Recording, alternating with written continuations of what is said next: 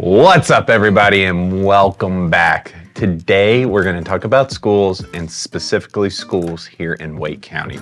And we're going to talk about how you can choose the best school for you. Also, make sure you stay until the end of the video where I will go over some really good resources for you to see how schools score in Wake County. So, Wake County Public School, oh no, it just went dark.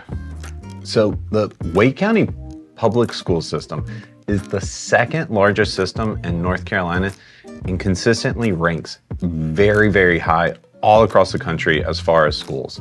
One interesting thing that we do with our schools here in North Carolina, specifically in Wake County, is instead of town by town, our schools are grouped together by the county, which is why we have the Wake County Public School System. So in Wake County, there are 5 basic types of schools. There's traditional and year-round, charter schools, magnet schools, private schools, and home schools. All right, so I'm going to talk about traditional and year-round schools later. Let's go ahead and get started with charter schools. So a charter school is paid for by public funding and is free to attend, but is independent of the Wake County Public School System. They actually fall under the North Carolina Department of Public Instruction. They follow state education guidelines, accommodate special education needs, and they're tuition free. But crucially, they are free to develop their own curriculum, opening them up to different styles of education than what's found in a traditional school. Often they specialize in a style or area of education, and you can apply to be in one. Acceptance into a charter school is done generally by lottery or random selection, and typically they will have an open application period in the winter and then pull their lottery in March, but these times do vary. Also, note that some of these schools do require a uniform or even mandatory parent volunteers. So check them out and make sure you pick one that fits you and your child's needs. All right, next up, let's talk about magnet schools. So these are public schools and are part of the Wake County school system, but have specialized themes that allow them to attract students from outside the base zone. Themes range from leadership to creative arts, language immersion programs, international baccalaureate, and more. Magnet applications can be submitted in the fall and winter for entrance during the following academic year. It's not first come, first serve, so take your time and tour schools you are interested in. You can typically list up to 5 schools on your magnet application. Magnet schools in Raleigh still follow the same curriculum and state standards guided by public schools, but they can have varying instruction models depending on their theme. All right, third, private schools. These are tuition-based schools, of course. These are independent from the public school system and don't necessarily follow the same curriculum, testing, and education standards.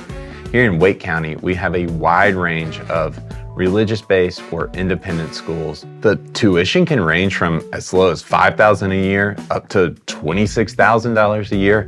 I think we could probably even find some more. The admissions process for a private school in Wake County often starts in the fall and includes testing, interviews, recommendation letters, and more. Homeschooling has also become very popular here in Wake County.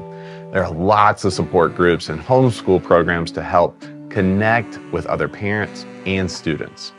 You must register to homeschool, and students take some form of standardized testing, but it is definitely a growing community within Wake County. Lastly, let's add even more craziness on top of this. There are actually 4 types of calendar systems for Wake County Public Schools. We have our traditional, year-round, modified year-round, and early college. Crazy.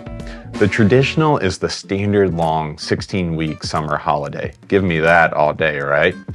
Year-round, though, has 4 different tracks, and each track will have a different break period.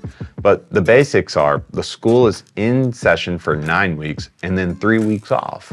Something you might not think about, but if you are on this schedule, you will have a decent amount of holiday time when most people still have kids in school.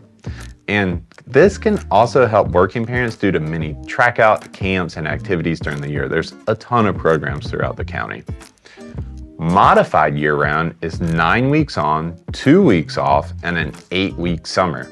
That's a pretty cool schedule as well. And then there's early college. This is for high schoolers. It is set up so that students can complete high school in 5 years with 2 years of college already completed in those 5 years. High schools team up with local colleges to let the students take college courses. So for this, they need to follow the college schedule. All right, so to help you sort all this out and to help you make a choice that's right for you, here are a few resources. Niche.com is a great resource for getting a score at the area you're looking in and goes beyond just the schools.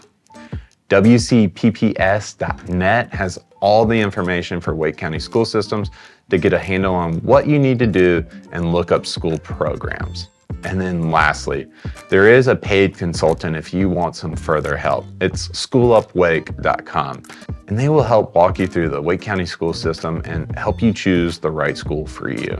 All right, so we know this is confusing and definitely want to help. So if there's a question that you have, go ahead and fill out the form below. Let us know your question. We'll get in touch with you and make sure that we answer that.